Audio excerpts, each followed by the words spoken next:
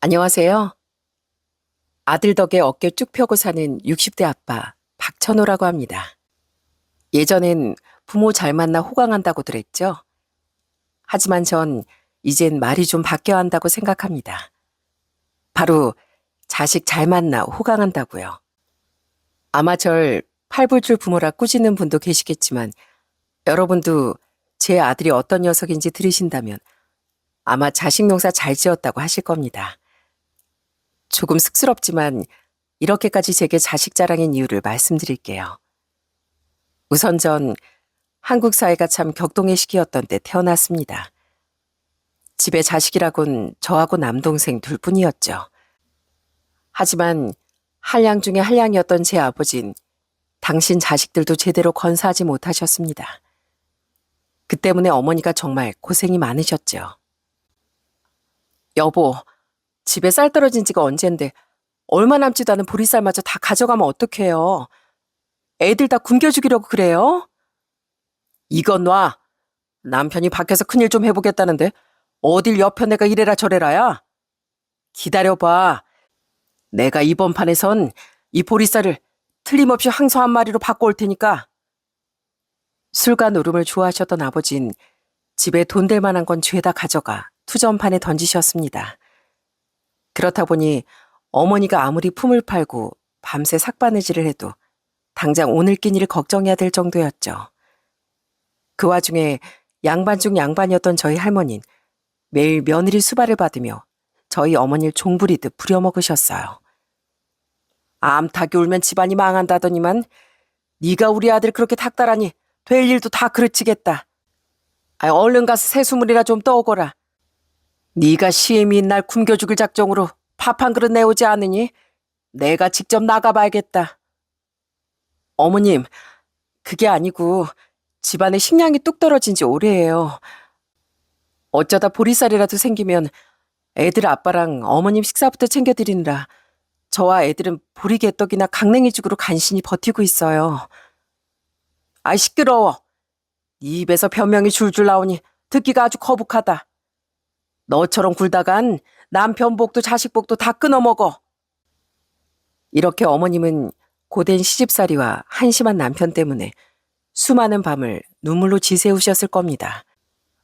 그러다 결국 가세는 점점 기울었고 전 국민학교만 겨우 마친 채 돈을 벌러 나가야 했습니다. 전 14살 무렵부터 구두 닦기, 신문 배달, 우유 배달 등 안 해본 일이 없었어요. 한 번은 15살 때쯤이었을까요? 그날도 역전에서 오가는 행인들 구두를 닦아주고 있었어요. 그날따라 손님이 없어 길가에 고개를 푹 숙이고 앉아있는데 누군가 제 앞으로 척하고 발을 내밀더라고요. 놀랍게도 그건 제 국민학교 동창 녀석의 발이었죠. 야, 너 한동안 안 보이더니 여기서 구두나 닦고 있었냐? 내가 100원 줄 테니까 어디 내 구두 좀 닦아봐. 싫어. 네가 1,000원을 준다고 해도 네 구두는 안 닦아. 그러니까 방해 말고 갈 길 가. 뭐? 싫다고? 어디 건방지게 구두 닦기가 손님 구두 가려받아. 네가 아주 배가 불렀구나? 그 녀석은 그러더니 제가 재수 없다며 제 어깨를 힘껏 밀어버렸고 전 그만 흙탕물에 나뒹굴고 말았습니다. 야, 거지면 거지답게 굴어. 너희 아버지 투전판에서 한 푼만 꺼달라고 동냥하고 다닌다더라. 학교도 못 다니고 하도 불쌍해 보여서 적선해주려고 했더니 분수도 모르고 나대. 동창 녀석은 굴러다니던 제 구두통을 힘껏 걷어차더니 그대로 갈 길을 가버리더라고요. 전 온몸이 흙투성이가 된 채 창피해서 집에도 못 가고 그 자리에 한참을 주저앉아 있었어요. 제가 해가 다 져서도 집에 돌아오지 않자 어머니는 역전까지 절 찾으러 나오셨더군요. 천호야, 너 여기서 뭐하고 있어? 옷은 또 왜 이러고? 뭐 누구한테 강도라도 당한 거야? 엄마가 얼마나 걱정한 줄 알아? 전 어머니 얼굴을 보고 쌓여왔던 감정이 폭발해 엉엉 울고 말았습니다. 어머님 그런 제 손을 이끌고 시장통에 있는 국밥집에 데려가셨어요. 그리고는 장터국밥 한 그릇을 시키셨습니다. 저 사장님, 전 아까 점심을 너무 많이 먹고 와서 그런데 저희 아들 국밥 한 그릇만 말아주시겠어요? 하지만 그건 거짓말이었습니다. 어머닌 행여 집에 먹을 게 있어도 할머니와 저희 형제에게 다 양보하시는 분이었으니까요. 어머닌 제 수저에 깍두기며 밑반찬을 올려주시며 따뜻하게 말씀해 주셨어요. 천호야, 세상 사람들이 아무리 못 배웠다고 무시해도 절대 기죽지 말어. 배움이라는 게 어디 학교에만 있겠니?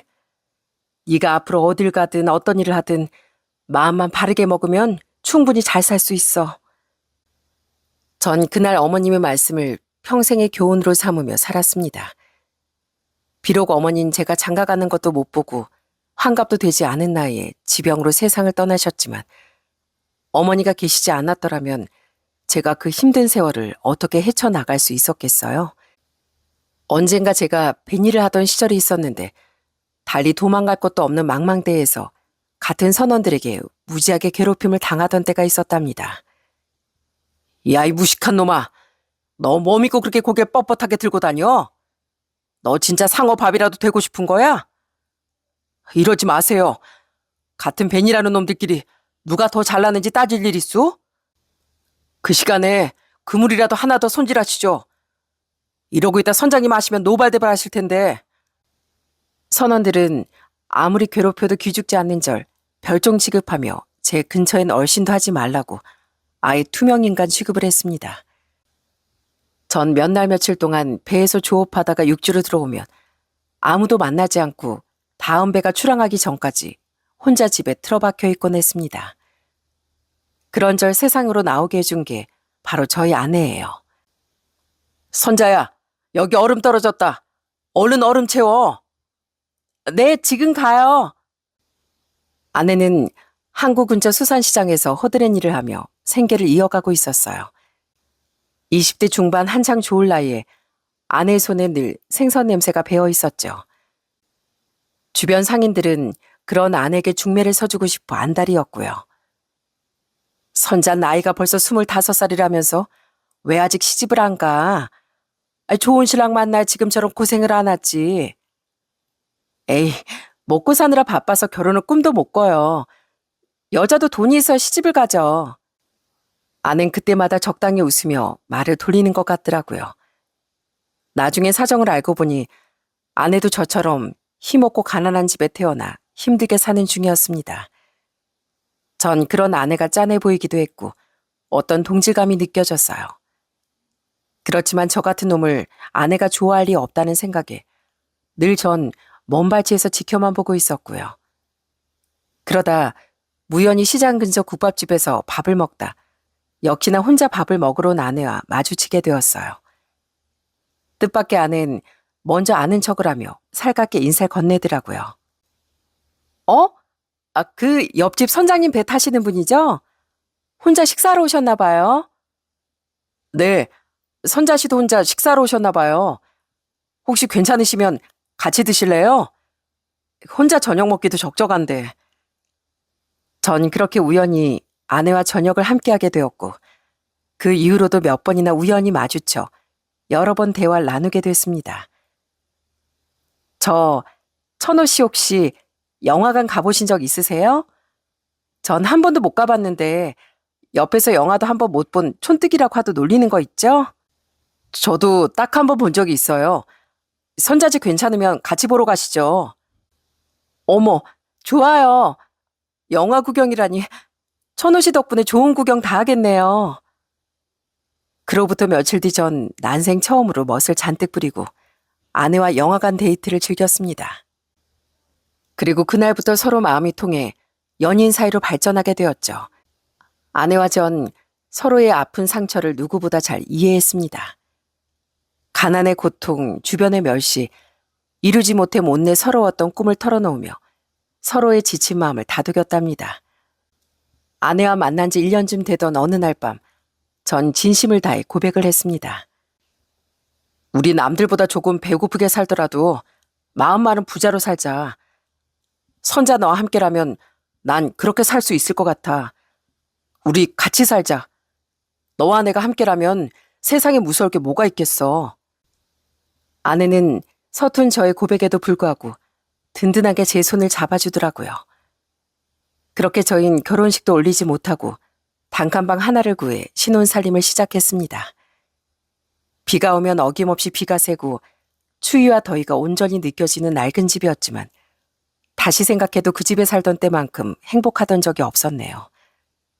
그렇게 살다 건강한 아들도 낳았고요. 아이를 낳고 난 후 저희 부부는 전보다 훨씬 더 열심히 살았습니다.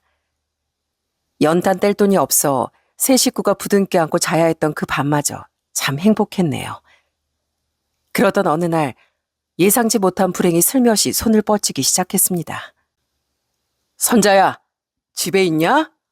오빠야, 네 오빠라고. 집에 있으면 문 좀 열어봐. 아내와 밥을 먹고 쉬고 있던 어느 저녁에 갑자기 누군가 현관문을 두드렸습니다. 깜짝 놀라 나가보니 아내와 똑같은 얼굴의 남자가 서 있더라고요. 아, 자네가 내 동생이랑 살림 차린 녀석이구만. 나 선자 오빠일세. 선자한테 말은 전해 들었지? 선자 오빠시라고요? 아, 처음 뵙겠습니다, 형님. 일단 안으로 들어오시죠. 전 깜짝 놀라 형님을 급히 안으로 모셨습니다. 방 안에서 절 기다리던 아내도 형님을 보고 놀란 듯 했지만 예상과 달리 아내는 형님을 보자마자 버럭 소리를 질렀습니다. 오빠, 여기까지 무슨 일이야? 내가 몇 번이나 말했는데 우리 집 형편 보면 알겠지? 나한테 아무리 졸라봐야 10원짜리 한 장 안 나오니까 그런 줄 알아. 내가 오죽했으면 여기까지 수소문해서 찾아왔겠냐? 넌 둘밖에 없는 남매 사이 진짜 매정하다. 매제한테 말도 안 했지? 매제, 내가 단도직입적으로 묻겠네. 내가 요즘 사정이 너무 급해서 혹시 돈 좀 빌려줄 수 있겠나? 오빠, 진짜 왜 그래? 내가 안 된다고 했잖아. 대강 눈치로 상황을 살펴보니 형님이 아내에게 지속적으로 돈을 빌려달라고 요구했고 아내가 저에게 말하지 않고 계속 거절하고 있던 모양이었어요.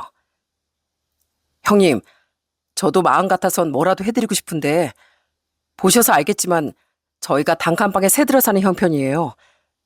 돈을 빌려드리고 싶어도 가진 돈이 없네요. 죄송합니다. 정말 없나? 젊은 두 사람이 같이 살면서 돈도 안 모으고 뭐 했어? 정 그러면 보증이라도 서주게. 요즘 아파트 건설이 붐인 거 알지? 이럴 때 건설업에 투자해야 한다니까. 죄송합니다, 형님. 전 보증이 뭔지도 잘 모르겠고 정말 돈이 없어요. 그때 정말로 가진 것도 없고 은행 거래도 잘 모르는 저와 아는 재차 죄송하다 거절하며 형님을 돌려보냈습니다. 하지만 형님은 날마다 저희 집과 직장에 찾아오며 절 들들 볶기 시작했어요. 제가 처가와 사이가 멀어진 건 아마 그때부터인 것 같습니다. 형님, 일하는데 이렇게 찾아오시면 어떡합니까? 사람들이 제가 사채라도 쓴 줄 알고 수군거려요. 제가 보증이 뭔지도 잘 모른다고 말씀드렸잖아요. 자네가 자세히 알 것도 없다니까. 그냥 내가 주는 서류에 사인만 해. 그럼 간단히 끝나는 건데 왜 이렇게 사람 피를 말리나? 이렇게 절 괴롭히는 건 형님뿐만이 아니었습니다. 당시 지방에 사시던 장인 장모님께서도 수시로 연락이 와 절 괴롭게 했어요. 박서방, 선자가 자네한테 연락하지 말라고 했는데 내가 자네한테 너무 서운해서 도저히 가만히 있을 수가 없었네. 아니 우리 큰아들이 설마 여동생 내 돈을 떼먹겠어? 그거 서명 몇 번 하면 끝이라는데 가족끼리 정말 이럴 건가? 아내도 최선을 다해 막아줬지만 처가 식구들의 요구는 끊임이 없었습니다.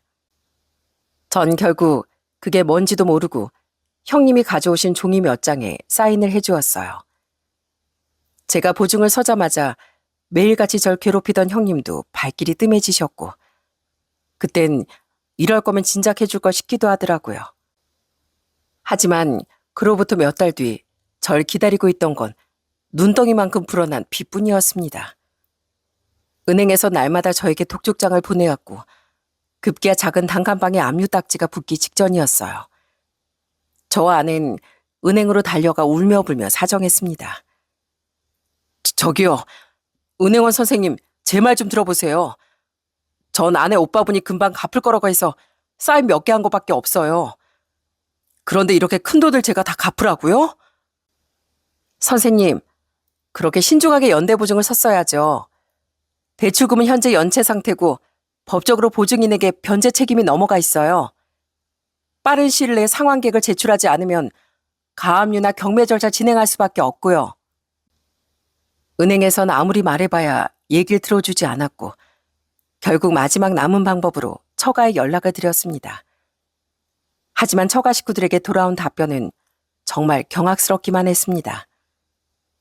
자네 정말 가족끼리 왜 이러나?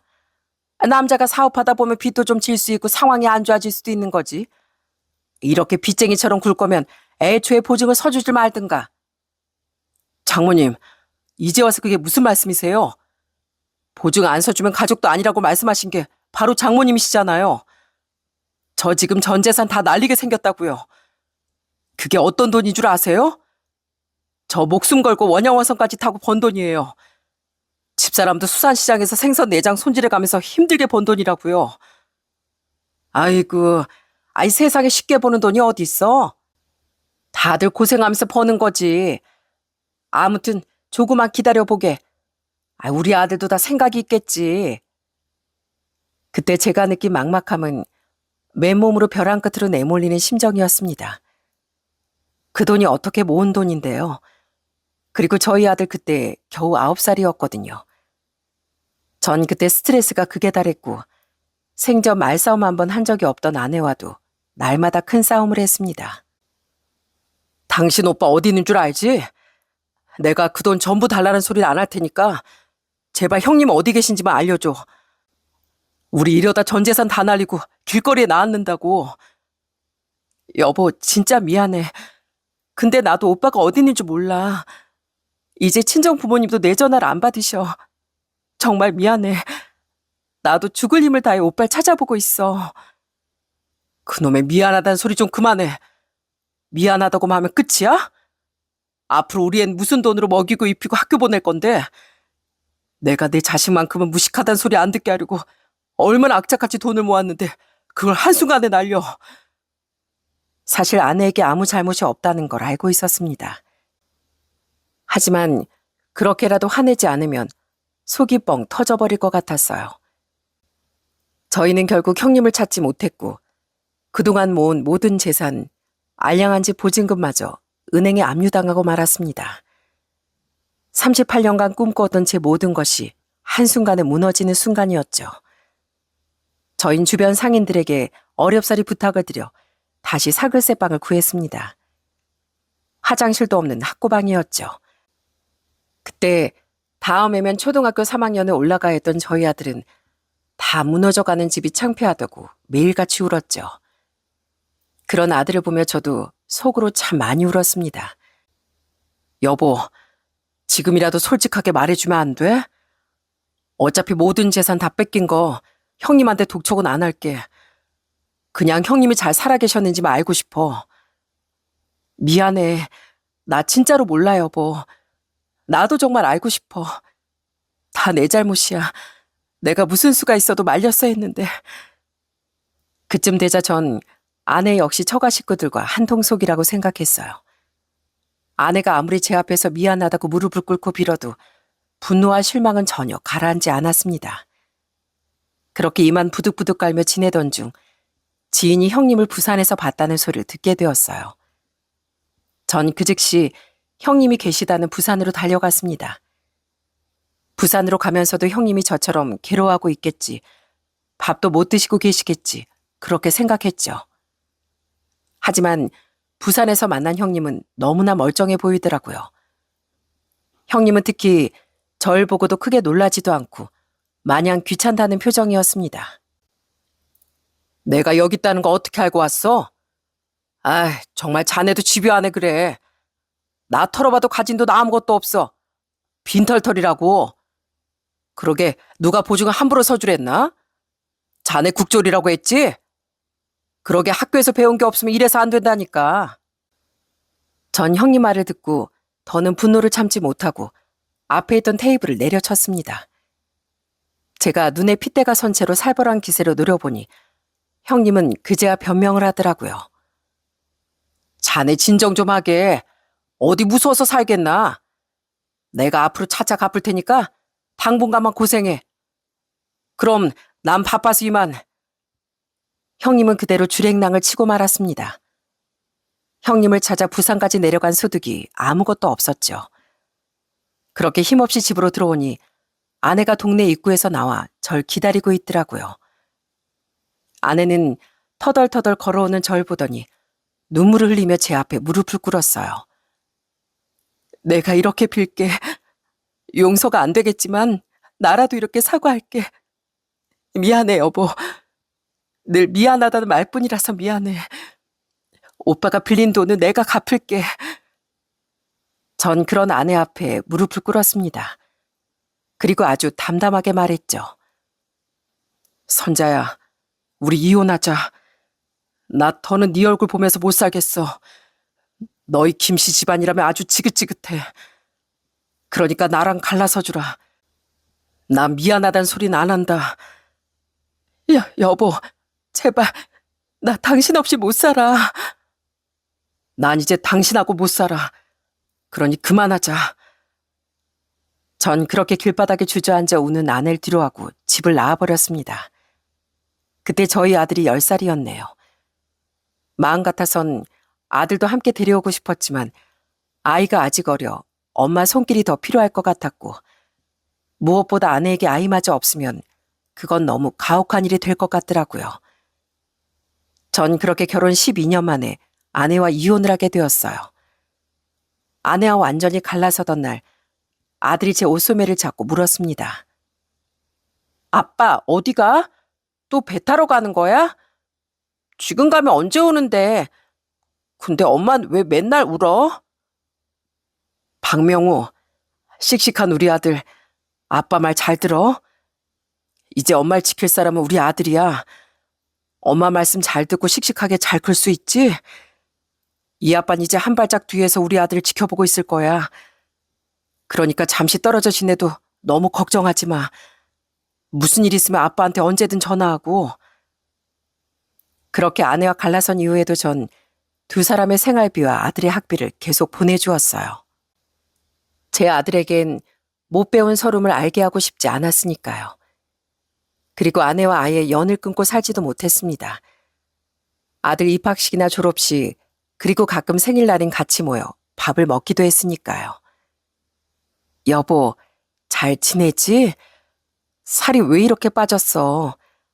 밥은 잘 챙겨 먹는 거야?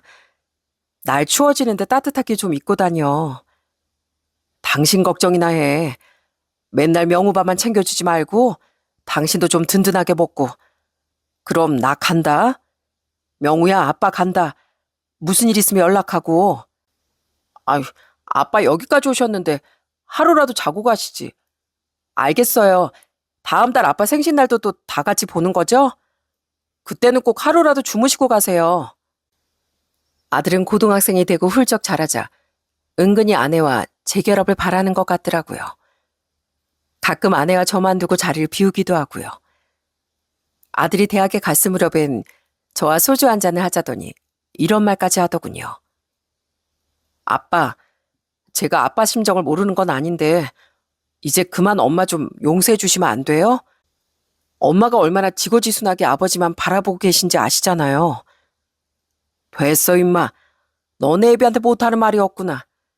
어른들 문제는 어른들이 알아서 해. 아빠, 저도 이제 어른이에요. 저도 이제 제 의견을 당당히 말할 때가 됐다고요.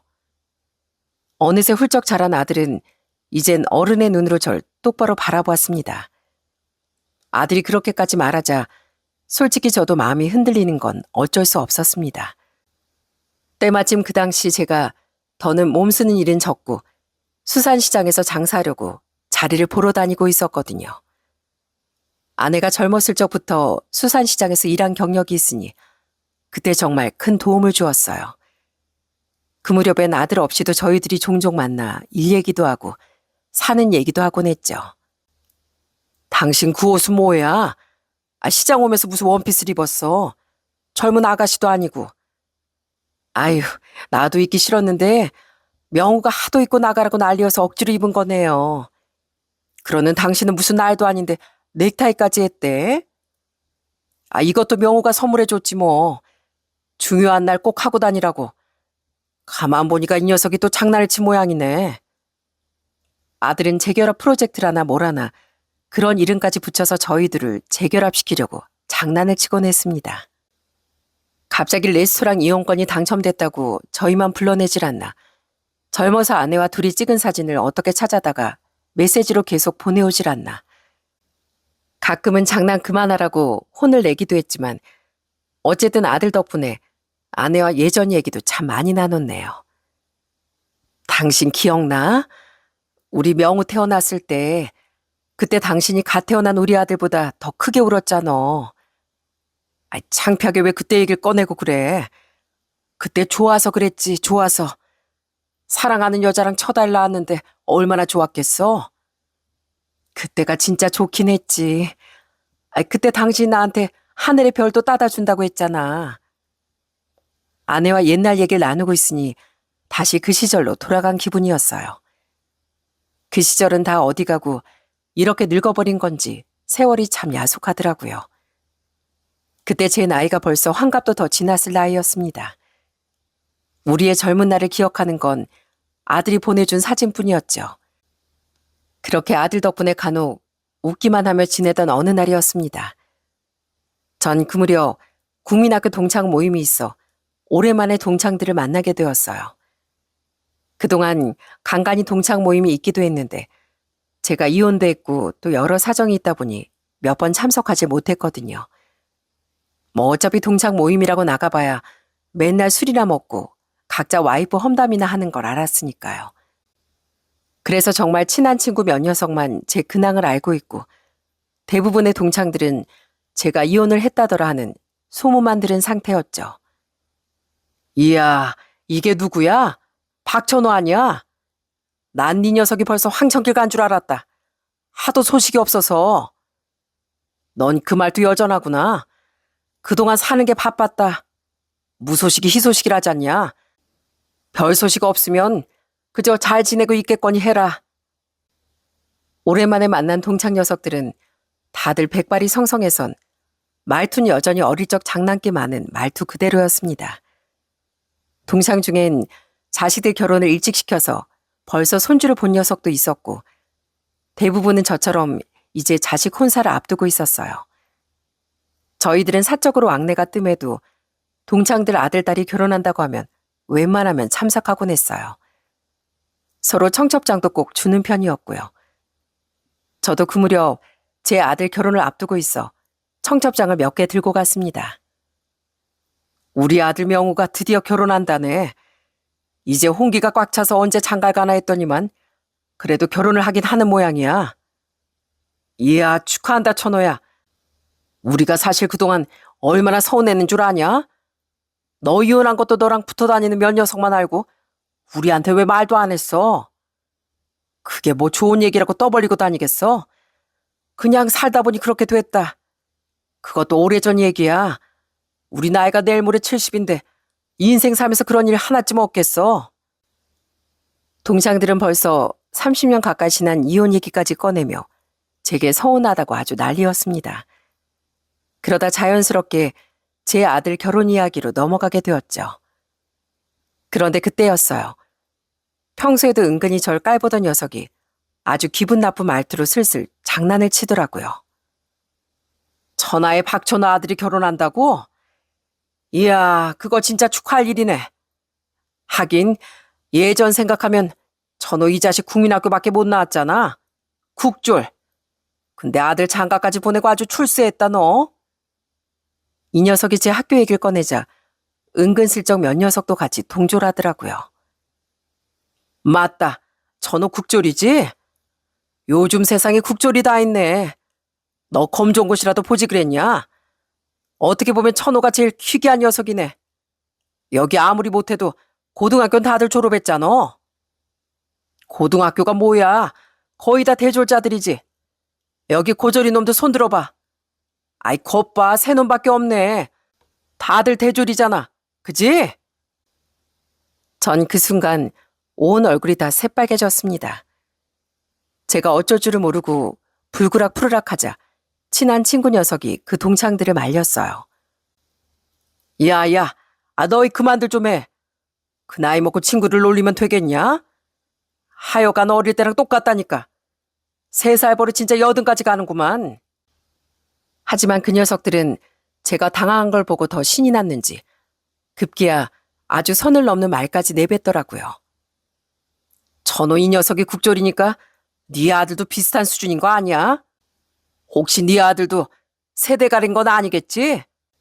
설마 그 아비의 그 아들이라고? 에이, 그거 모르지. 원래 애들은 부모 머리를 타고난다잖아. 아마 천호 이놈 아들도 똑같이 세대 가릴 거다. 전 제 아들 얘기까지 나오자 정말로 화가 머리끝까지 났습니다. 제 아들 직업이 뭔지 알고 있던 절친들도 다들 한마디씩 쏘아붙이려고 자리에서 벌떡 일어났고요. 그렇게 난장판이 되어가던 그때 갑자기 누군가 식당 홀로 뚜벅뚜벅 걸어 들어오더라고요. 이제야 지각한 녀석들이라도 오나 싶어 바라봤더니 놀랍게도 그건 안녕하세요. 저 박천호 씨 아들 박명우라고 합니다. 오랜만에 뵙네요. 여긴 제 아내 될 사람입니다. 안녕하세요. 정소라라고 합니다. 아버님께 말씀 많이 전해드렸어요. 저희가 갑자기 찾아와서 불청객은 아니겠죠? 제 아들과 예비 며느리였답니다. 아들과 며느리는 양복까지 차려입고 양손에 선물을 가득 들고 찾아왔더라고요. 서로 싸움이 나기 일보 직전이었던 동창들도 제 아들과 예비 며느리를 보고 깜짝 놀라 갑자기 사람 좋은 웃음을 짓더라고요. 명우야, 너 진짜 오랜만이다. 너 완전 째까냈을 때 봤는데 이렇게 컸다고? 너 이 아저씨 기억은 나냐? 네, 그럼요. 다 기억하고 있죠. 여기 아저씨는 쌀가게 하셨던 아저씨고 옆에 아저씨는 동네에서 식료품 가게 하셨잖아요. 아저씨들이 이제 다 백발이셔도 얼굴들은 그대로신데요. 아들은 앞다투어 말을 거는 제 동창들에게 당황하지 않고 여유 있게 하나하나 대꾸를 하더군요. 전 제 아들이 얼마나 늠름하게 자랐는지 그때 한 번 더 느꼈습니다. 맞아. 이야, 너 그걸 다 기억하는구나. 결혼한다더니 색시까지 데리고 인사를 왔어? 명우 이제 다 컸네, 다 컸어. 저 벌써 30 후반이에요, 아저씨. 아무리 그래도 직접 뵙고 청첩장 드리는 게 예의일 것 같아서 이렇게 찾아왔습니다. 아들은 동창들에게 직접 청첩장을 건네주었고 동창들은 아들과 예비 며느리를 아예 자리에 앉혀 본격적으로 호구조사를 하더군요. 그래 명우야, 넌 요즘 뭐 먹고 사냐? 네 아빠가 하도 입이 무거워서 도저히 말을 안 한다. 요즘 취업이 힘들어서 백수가 태반이라는데 설마 너도 놀고 있는 건 아니지? 네, 다행히 운이 좋아서 직장엔 다니고 있긴 해요. 아들이 이렇게 겸손하게 대답하니 동창 녀석들은 제 아들을 꽤 불쌍하게 생각했나 봐요. 괜찮아. 요즘 직업에 귀천이 어딨냐? 그래서 너 어디 다니는데? 어디 중소기업이야? 아니면 어디 공장 같은 데 다니나? 설마 네 아빠처럼 배 타는 거 아니지? 그거 아주 위험해. 돈 많이 준다고 해도 절대 하지 마라. 아마 제가 국졸이라고 저희 아들도 변변찮은 일을 하고 있겠거니 했을 겁니다. 동창들은 그러면서 요즘 돈 되는 일이 뭐가 있다는 둥, 이제라도 공부를 더 하라는 둥, 제 아들에게 잔소리를 쏟아냈어요. 말씀 감사합니다, 아저씨들. 저도 지금처럼 이렇게 일할 수 있는 것도 영광이라고 생각해요. 저희 와이프도 마찬가지고요. 이거 저희 명함인데 받아주세요. 아들과 예비 며느리는 그러면서 동창들에게 명함 한 장씩을 내밀었고 동창들은 명함을 보자마자 완전히 기절촉풍 직전이었습니다. 왜냐면 저희 아들과 며느리의 직업이 조금은 특별했거든요. 저희는 지금 이런 일을 하고 있어요. 혹시 저희가 필요한 일이 있으시면 언제든지 연락 주세요. 뭐야, 이 명함 정말 네 거 맞아? 박천호 아들 박명우 직업이 판사라고? 예비 며느리 변호사고? 그 녀석들은 도저히 믿기지 않는지 눈을 비비고 명함을 이리저리 뒤집어보고 아주 난리도 아니었습니다. 그러다 한 방 먹은 얼굴로 입까지 아예 다물질 못하더라고요. 제 아들 직업을 이미 알고 있던 절친들은 이때다 싶어 그 동창 녀석들을 비웃어 주었습니다. 그러게 누가 알지도 못하고 까불래? 너희 아까 천우한테 뭐라고 했어? 어디 판사님 변호사님 앞에서 다시 말해봐. 아니 그게 내가 믿기지가 않아서 그렇지. 어떻게 아들을 판사로 키우고 변호사 며느리 맞았대? 국조리 녀석이. 아저씨, 제가 감히 말씀드리는데 저희 아버지 학력이 어떠시든 제가 이 자리까지 올라올 수 있었던 건 다 아버지 덕분입니다. 저희 부모님이 비록 떨어져 계시지만 아버지가 제 등록금이나 생활비 물론이고 제 로스쿨 학비 또 변호사 시험 준비할 때 비용까지 모두 아버지가 책임져 주셨는데요. 아버지 덕분에 전 편하게 공부만 할 수 있었어요. 그러니 제가 이렇게 판사가 된 것도 다 저희 아버지 덕분이겠죠. 아들이 이렇게 당차게 말하자 동창들은 모두 꿀먹은 벙어리가 돼서 눈알만 대굴대굴 굴리다 갑자기 축하한다며 박수를 치기 시작했습니다. 이야, 그래. 너희 아버지 정말 대단하다. 대단해. 기어 이렇게 판사 아들 키워내는구나. 천호 너 정말 성공했어. 우리 중에 네가 제일 성공했어. 변호사 며느리 또 어떻고 장가까지 아주 잘 보내는구나. 다들 박수 쳐. 박수. 언제 자식 농사 이렇게 잘 지었대? 어디 내가 잘한 게 있겠냐? 우리 아들 며느리가 잘난 탓이지. 그건 그렇고 윤식이 네 아들은 뭐하냐? 천호야 묻지 마라. 윤식이 큰아들 지금 직장 잘리고 백수란다. 백수. 지금 아주 아들 뒷바라지 하느라 허리가 휜댄다. 절친 녀석이 이렇게 얘기하자 아까까지 저보고 세대가리라고 놀리던 윤식이 녀석 얼굴이 아주 새빨갛게 달아올랐습니다. 저는 조금 신이 나서 다른 동창 녀석에게도 물었어요. 윤식이 아들이 그렇게 됐어? 아유 어쩜 좋냐. 그럼 진철이 네 딸은 뭐하고? 큰딸 공부 잘한다고 그렇게 자랑했잖아. 아, 우리 딸? 우리 딸 작은 식당에.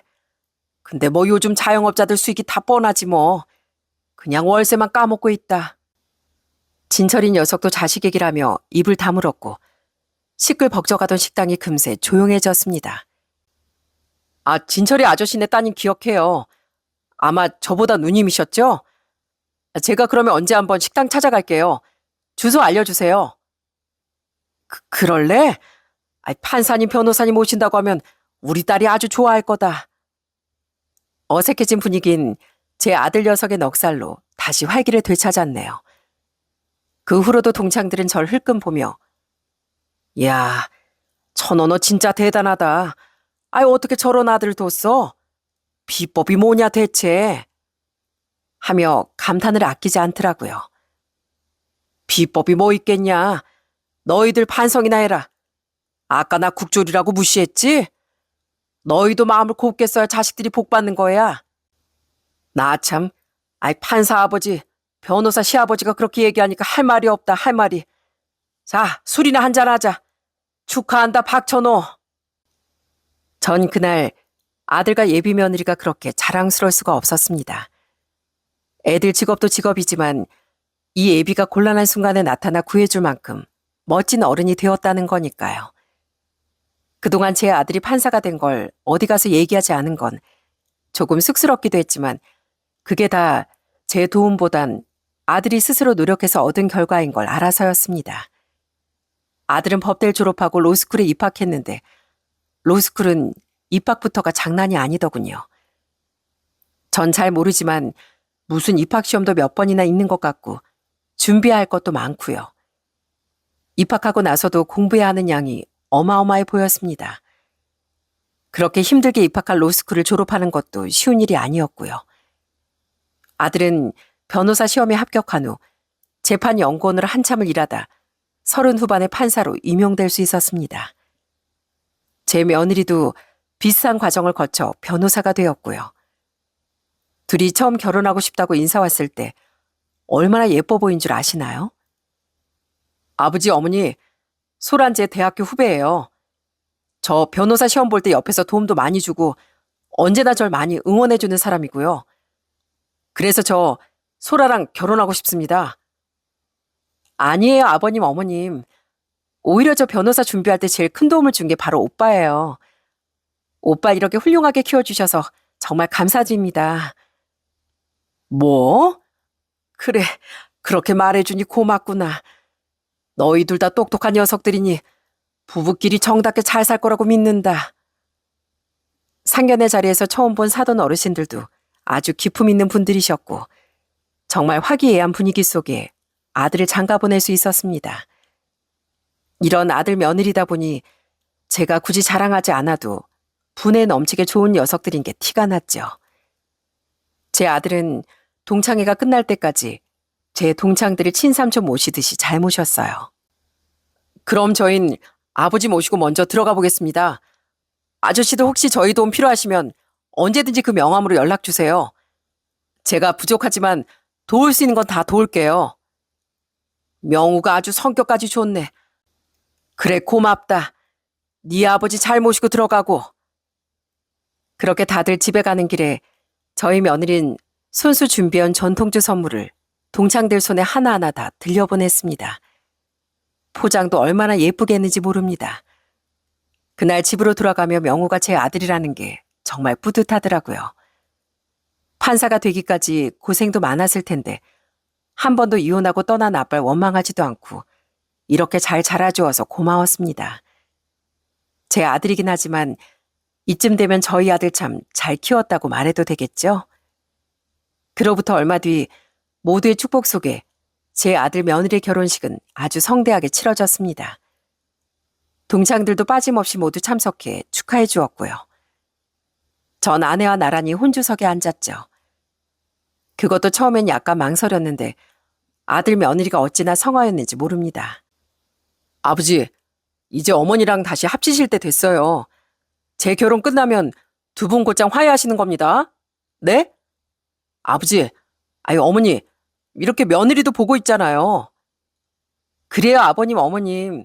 두 분 사이 좋으신 거 다 아는데 왜 떨어져 지내세요? 하나뿐인 외아들 장가가고 적적해 하지 마시고 이젠 두 분이 좀 알콩달콩 지내셨으면 좋겠어요. 애들은 쑥스럽게 무슨 그런 말을 한다니. 아내는 몹시 쑥스러워했지만 아들 결혼식을 가만 지켜보니 이제와 지난 일들의 화를 내봐야 무슨 소용인가 싶더라고요. 전 그래서 아들이 행진하는 걸 바라보다가 슬그머니 아내 손을 잡았죠.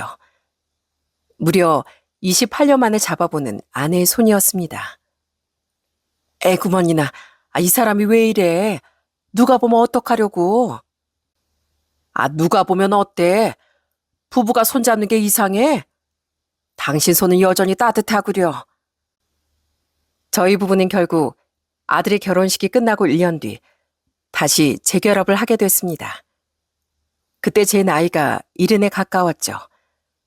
비록 오랜 시간 떨어져 있었지만 이제라도 아내와 행복한 황혼을 보내려고 합니다. 저희 부부의 재결합 소식을 듣고 가장 좋아한 건 당연히 아들 며느리였어요. 아들 내외는 아예 한술 더 떠서 이참에 결혼식까지 올리자고 성하였습니다. 땡! 이 나이에 무슨 결혼식을 올려? 남들이 보면 욕해. 사돈 어르신들 보기에도 민망스럽고 그냥 우리 이렇게 조용히 살련다. 하여간 아버지도 진짜 무뚝뚝하세요. 아니 어머니 드레스도 못 입어보셨다면서요. 저희가 다 준비할 테니까 두 분은 그냥 저희 믿고 따라만 와주세요. 전 설마 애들이 진짜 결혼식을 준비하려나 반신반의했습니다. 그런데 믿고 맡겨놨더니 진짜로 지들 결혼식 하듯 식장, 드레스, 청첩장까지 준비해뒀더라고요. 아이고, 남사스럽게 이 나이 이걸 어떻게 해? 아유, 난 못한다. 왜요, 어머님? 어머님 날씬하셔서 드레스 입으시면 너무 예쁘실 것 같은데요. 저랑 드레스 투어 가요, 어머님. 그러더니 며느리는 아내를 데리고 드레스 투어까지 다니기 시작했습니다. 아내도 처음에 민망스럽다 하더니 드레스를 입은 게 꽤 재밌었나 봐요. 저녁마다 저에게 드레스가 얼마나 예뻤는지 막 자랑을 하더라고요. 그럼 당연히 예쁘겠지. 누가 입은 드레스인데 안 예쁘겠어? 거적대기를 걸쳐도 예쁘지 아마. 어머, 이 사람이 뭘 잘못 먹었나? 연애 때도 안 하던 말을 다 하고. 당신도 결혼한다니까 좋은가 봐. 그래, 새신랑 되는 소감이 어떤데? 그때 아내의 물음에 답은 못했지만 저도 어느 때보다 떨리고 설렜습니다. 이 나이에도 떨림이 남아있더라고요. 여간 부끄러운 게 아니지만 얼마 전에 동창들까지 불러놓고 작게 결혼식까지 올렸답니다. 이제야 드레스를 입은 아내를 보니 너무 고와서 눈물이 날 것 같더라고요. 동창들은 새신랑 발바닥을 때리니 많이 하며 놀리기 바빴고요. 아이고, 작년에 아들 결혼한다고 축의금 받아가더니만 이젠 본인 결혼한다고 또 축의금을 걷어가네. 박천우 아주 부자 돼서 잘 살아라. 그리고 밥 한번 거하게 쏘는 거 잊지 말고. 부끄럽다 친구들아. 내가 밥 진짜 크게 한번 살게. 아휴 참나 오래 살다 보니 이런 일이 다 있네. 그래도 역시 너희들밖에 없다. 와줘서 고맙다. 그렇게 뒤늦은 결혼식을 올리고 지금 전 젊었을 적 아내에게 못해줬던 걸 다 해주고 싶어 무척 노력하고 있답니다. 그리고 아내와 살림을 합치자마자 저희가 제일 먼저 한 일이 있어요. 그건 바로 처가 식구들을 찾아뵙는 거였습니다. 물론 아내와 제가 이혼한 이유기도 했지만 벌써 30년 세월이 지났지만 이젠 그 묵은 원한을 털어내야 할 차례였습니다. 여보, 내가 그동안 한 번도 묻질 못했는데 그래 장인 장모님은 어떻게 지내셔? 형님은 또 어떠시고? 사실 나도 당신이 힘들어할까 봐 말하지 못한 게 있어. 우리 오빠 이미 15년 전에 세상을 떠났어. 젊었을 적에 사업한다고 이 사람 저 사람한테 원한을 많이 사더니 정작 오빠가 아플 때 아무도 돌봐주지 않아서 혼자 지내다 쓸쓸하게 갔대. 아버지도 노안으로 세상을 떠나셨고 다행히 엄마는 아직 건강히 계셔. 아휴, 내가 너무 늦었어. 그래도 살아생전 형님을 뵙고 이제 마음 편히 가져도 된다고 말씀드렸어야 했는데 그래도 장모님이 아직 살아계신다니 다행이야. 얼른 찾아뵙고 인사드리고 싶어. 전 그날 이후 며칠이 지나지 않아 바로 장모님이 계시다는 요양병원으로 찾아갔습니다. 아내와 헤어질 때만 해도 정정하셨던 장모님이 벌써 90이 넘은 연세가 되셨더군요. 기운 없이 앉아 계시던 장모님은 절 보자마자 눈물을 흘리시며 달려나오셨습니다. 박서방 왔나? 이제야 왔어. 내가 미안하네. 내가 미안해. 그 긴 세월 동안 날 얼마나 원망했나 그래.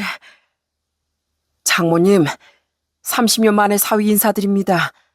큰절 받으세요. 저 지난 원망은 다 잊었습니다. 이렇게 다시 날 찾아줘서 정말 고맙네. 내가 자네한테 사죄하지 않고 어떻게 눈을 감나 했어. 전 아주 오랜만에 장모님을 힘껏 안아드렸습니다. 그때야말로 정말 원망이라곤 단 한 줌도 남아있지 않았어요. 하늘에 계신 형님이 절 보고 계시다면 그곳에선 부디 남에게 미움받지 않고 잘 지내시길 바랄 뿐이네요. 이렇게 아들 며느리 덕분에 긴 세월을 돌아 다시 한 가족이 된 저희 가족은 저희에게 주어진 시간을 소중하게 보내려고 하고 있습니다. 아내와 재혼하고 신혼여행으로 전국 일주 여행도 다녀왔답니다. 젊어서 못 해본 여행 실컷 하자는 의미였죠. 가끔 장모님이 컨디션이 좋으신 날엔 함께 모시고 온천 여행도 가고 공기 맑다는 곳으로 나들이도 다니고 있고요. 젊은 날엔 하루하루가 전쟁 같았고 견뎌내야 하는 날들이 많았지만 지금은 사소한 일에도 감사하게만 느껴지네요. 무엇보다 마음이 편안해지니 세상이 달라 보이는 것 같습니다. 예전 같으면 사람들의 시선이나 편견이 두려워 움츠러들었을 텐데 이젠 오히려 누구보다 당당하게 지내고 있고요. 요즘 전 이런 생각을 합니다. 인생은 결국 남보다 빨리 달려가는 게 중요한 게 아니라 넘어지고 깨져도 다시 일어나 곁에 남은 사람들과 함께 걷는 게 전부라는 것을요. 그리고 지금 제 곁엔 그 모든 세월을 버텨준 아내가 있고 저를 화해하게 해준 아들과 며느리 그리고 여전히 곁을 지켜주시는 장모님이 있습니다. 이제 남은 생은 그분들을 위해 더 따뜻하고 좋은 사람이 되는 거 그것만이 제 마지막 소망이겠네요. 앞으로도 할 일이 참 많을 것 같습니다. 그럼 지금껏 제 긴 사연 들어주셔서 다시 한번 감사드립니다.